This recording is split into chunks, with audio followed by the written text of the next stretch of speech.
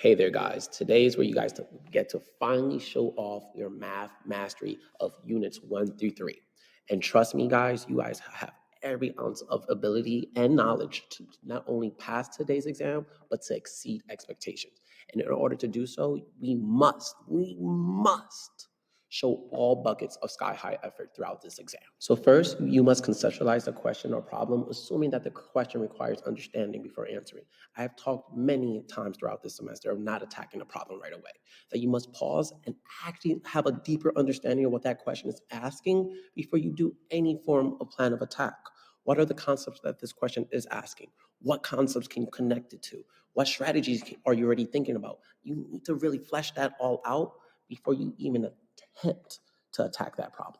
Next, you need to determine the right answer and also use logic to prove why other answers are wrong. And this is especially true on multiple choice questions. Guys, distractors are there. They want you to pick the distractors. However, if you're able to not only determine why an answer is correct, but why the other answer choices are incorrect, I promise you, those distractor questions have nothing on you. You won't pick them, you won't choose them, you won't be tricked by them. And that's because you was able to determine why is the answer correct, but also why answers were incorrect. This one is especially important, that you're checking their work by rereading the question and the answer. Consider whether the answer is reasonable. Solve the problem another way. So many times you guys only do one strategy and don't check your work. And you wait for me to grade your work, leave feedback, and go, hey there, did a little silly mistake there. And then you tend to get upset. We're not going to do that this time around. You're going to double check your work. You're going to make sure you made no silly mistakes. And then after that, once you're done answering the question, you're going to sit down and ask yourself, is this answer even reasonable?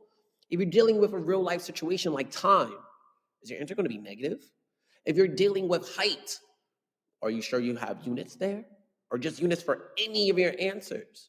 It's very, very important that you're making sure that you're the one catching the silly mistakes, that you're the one making sure that your answers are reasonable and you're not waiting for myself or Mr. Dean to grade that assignment and letting you know, hey, made some silly mistakes. Like always, pacing is going to be important. So having that self-awareness when you're stuck on a problem to know like, hey, I'm going to start this problem and I'm going to come back because I'm going to make sure I'm going to answer the questions that I do know. I'm going to take advantage of the allotted time and getting all the points as I possibly can. Then I'm going to circle back and go to the problems that I need to spend a little bit extra time.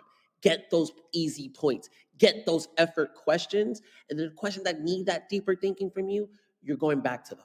You're writing down some key notes. You're really fleshing out what's this question is asking you. Then you're going to be successful on those problems the same way you were successful on the problems that you were able to solve on your first attempt.